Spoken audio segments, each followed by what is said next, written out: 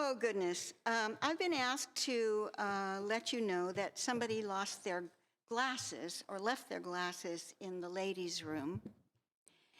And they're sitting right back there on that little console. So if you're missing your glasses, they are there. All righty. I'm actually the third stringer today. Long ago, Scott knew that he was not going to be here, and he knew that Dawn was not going to be here, and they invited Ekaputra Tupamahu, a member of our church, to preach. And everything was set. The order of worship was all lined out, and then COVID. So, Mr. Tupamahu and his wife are recovering at home, and hopefully will be back with us again soon. And he will have an opportunity to bring his message to you at a later time this year. So, when I was a young woman, newly married and pregnant with my first child, my husband was still quite young. Although we were the same age, he was, as you understand, somewhat younger than I. And so he would go off to play cards with his friends a couple of nights a week, leaving me all alone in our new apartment, which happened to be in a very unfamiliar part of town, and maybe just a little bit seedy. There were train tracks not far from our back door, and this reality made me even more nervous about being alone late at night. I hated staying alone at night, and would on those occasions sit up into the wee hours waiting for my new husband's return so I could finally relax and go to sleep. I remember one night I sat without moving for what seemed like more than an hour. I don't know how long it was, but it seemed like forever, staring at the front door handle. I'd seen it move, you see. And at that moment, I became completely paralyzed with fear. Fear can do that to us, can't it? It can make us otherwise intelligent and competent people become simply frozen and impotent. This was, I must confess, not a completely new experience for me. When I was in grade school, maybe 5th grade or so, my parents would leave me in charge of my 2 younger brothers on a Friday night while they went out for a few hours. Now, before you condemn my parents, remember it was a long time ago. Back in the 50s, this was a common practice. After my brothers were long fast asleep, I sat up alone and wide awake, listening to all the settling noises of our old 2-story house and getting increasingly anxious with each new bump or creak. When the fear became finally just too much for me to bear, I would call my aunt, just to hear her comforting voice, and secretly hoping she'd come right over to save me, or at least stay on the line for a long, long time.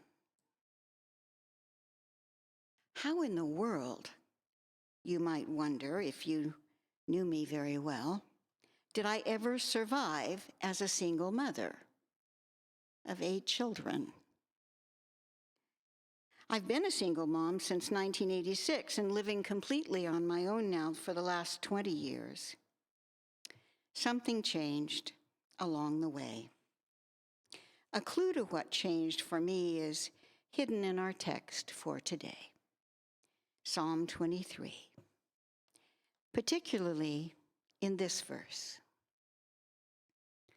Even though I walk through the valley of the shadow of death, I fear no evil, for you are with me. Your rod and your staff, they comfort me.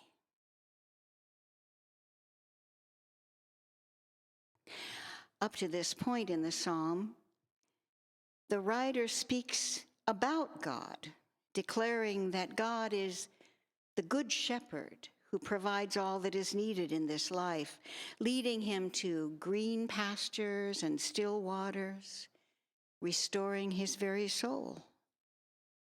But now, at this moment, comes a shift as the psalmist addresses God directly, reflecting on the ultimate reality of the human journey. Death, after all, comes to everyone. As the famous morality play from the Middle Ages, which I used to do with my junior high school kids and even did in a church once, Every Man. Have you heard of that play? Every Man? That play declares death comes to everyone. No one escapes death, and so among all the fears that we might have in our journey, the fear of death is most likely the biggest one, or at least very close to it. It's the big fear hiding under most of the lesser fears. The Vietnamese Buddhist monk and spiritual teacher Thich Nhat Hanh, who wrote over 100 books during his 95 years as a teacher, speaks out about the fear of death in his book entitled No Death, No Fear. He says, we are afraid of death. We are afraid of separation. And we are afraid of nothingness. The idea of existence is to be removed. And so is the idea of non-existence. To be or not to be are just two ideas opposing each other, but they are not reality. Now, this doesn't come close to the message of his book. I would be presumptuous to try to distill it into a few words. It's a beautiful and comforting discussion about the human journey and the end of life. I commend it to you. The French priest and scientist Pierre Teilhard de Chardin puts it this way: we are not human beings on a spiritual journey. We are spiritual beings on a human journey. Let me say that again, in case you haven't heard that before. We are not human beings on a spiritual journey. We are spiritual beings on a human journey. In my journey as a clergy person, I've sat with not just a few people over the years as they are coming to the end of their human journey. And it seems to me that in most cases, no one really knows, as the text tells us, the hour of their own death, or anyone else's for that matter.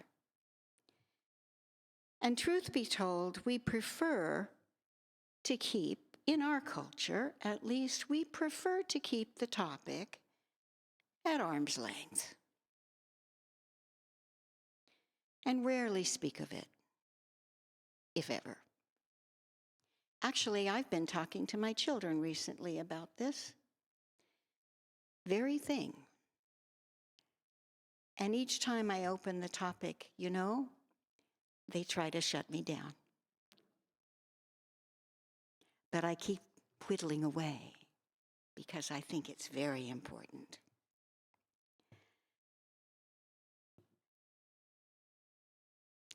Some days, however, it's not possible to keep the topic at arm's length.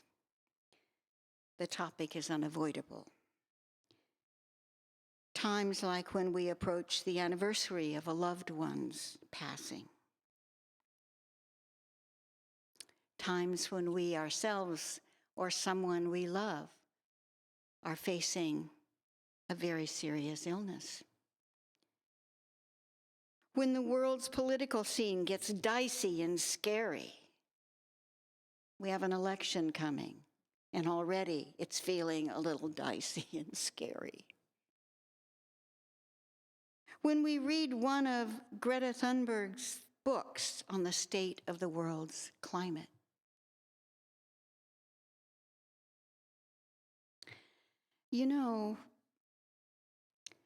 These are challenging times we live in, especially challenging for the younger generation. It seems there's a lot more to be frightened about in these days than when I was a teenager. I don't know if you agree, but that's what it seems like to me. Our young people need a lot of support and a lot of comforting. Let's turn back to our psalm for a moment. It is, I realize, a psalm familiar to all of us. I think it's hands down the psalm most requested if anybody asks for a particular text. It's one that probably most of you know by heart, at least part of it. There's a reason why this psalm is the favorite of so many in the church. Psalm 23 is written like a lot of Hebrew poetry within a chiastic structure. In this form, the most important element, the very heart of the piece, if you will, is found at the very center of the composition. Whatever comes before and whatever comes after is balanced and relatively equal. This is the case in Psalm 23. The very center is the section that I read earlier.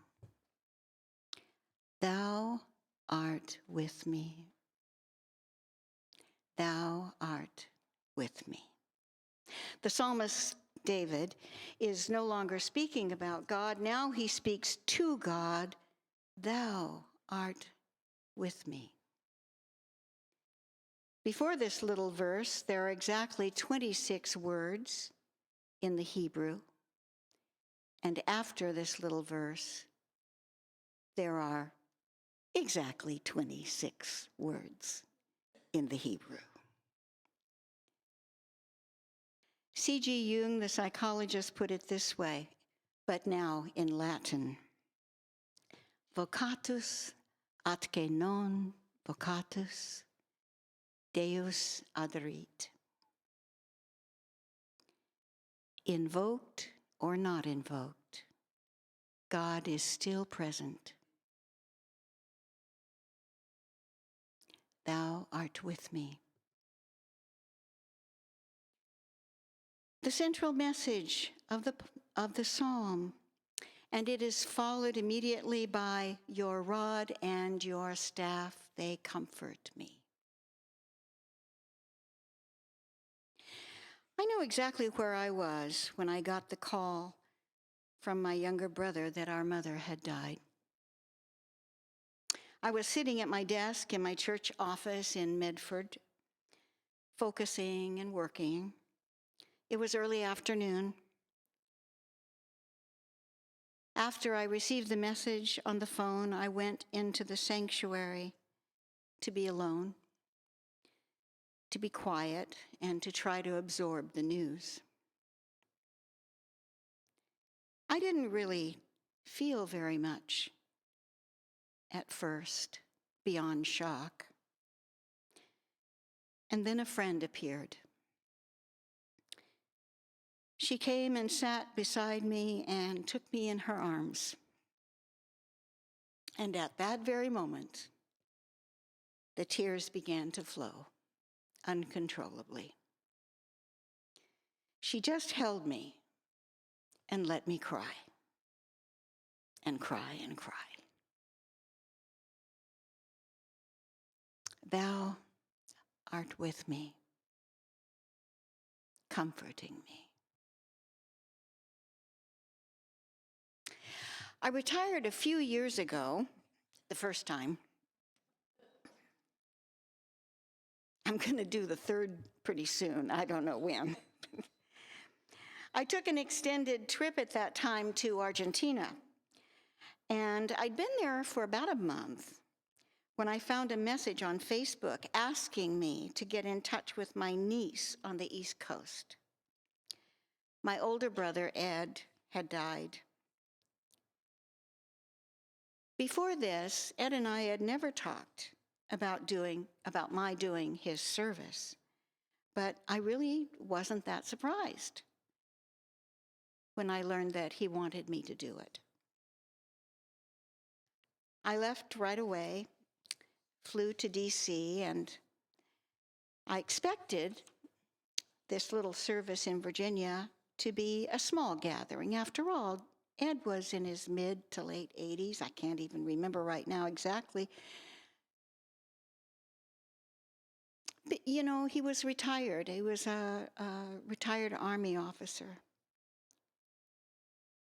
Much to my surprise, there were more than 300 people gathering for his service. When I arrived back home in Portland, I was saddened to discover my beloved cat of many years, Charlie, had also died during my absence. By now, I'm carrying around quite a bit, yes. Well, it was my habit in those days to attend the noontime practica at my dance teacher's studio in Portland to dance tango and practice tango. That's why it's called a practica. My friend Stan, when I went that day, a very devout and very married Christian gentleman, came to dance with me with a big smile saying, "Welcome home." Then I shared my sad news about my brother. And Stan's response was, I know, I heard. Then he took me in the abbraccio. The abbraccio is the name for the tango embrace. To some people who dance Argentine tango, it's the very essence of the dance. That day, the abbraccio felt quite different than it ever had before. It felt comforting and safe. Then, instead of dancing normally as we would at the practica, one tanda, which consists of 3 little songs and lasting about 10 minutes, we danced and danced and danced for, 30, 40 minutes, never once breaking the abbraccio. As we danced, I felt the tears flowing down my cheeks, but I was never inclined to wipe them away. I just danced. Finally, we both exhaled and released the embrace. And Stan looked at me with his very kind eyes and said, "I'm so sorry for your loss." thou art with me. One last story. This time it's from Mary Ann Borg, one-time cantor at Trinity Episcopal Church in Portland and widow of Marcus Borg, who I know many of you know, at least through his writings. A trailblazing, progressive Christian leader and teacher for most of his adult life. I lived 2 doors down from Marcus and Mary Ann in my last year of seminary at Pacific School of Religion. It was quite a treat. Some of you remember his books, particularly maybe his most famous one called Meeting Jesus Again for the First Time. Borg has been an important teacher for me since seminary days. His last book, Days of Awe and Wonder, How to Be a Christian in the 21st Century, is a collection of his previously unpublished works at the time of his death in 2015. In the afterword to that book is this brief story from Mary Ann.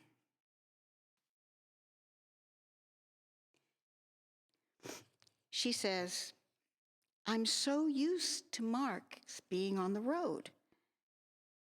I kept expecting him to come home.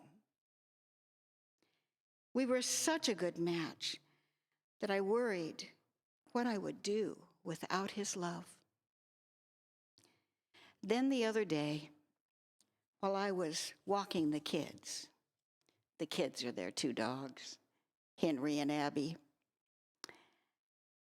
While walking the kids, I realized I still feel that love. I still have it. Not in a sentimental way, but in a molecular way. You know how Jesus said, my peace I leave with you? We all heard it. Oh, I thought, so this is what that feels like.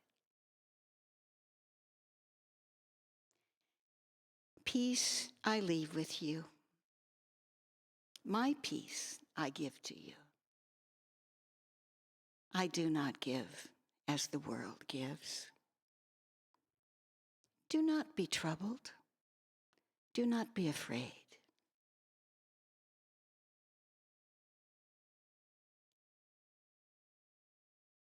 Thou art with me. So may it be for us all. Amen.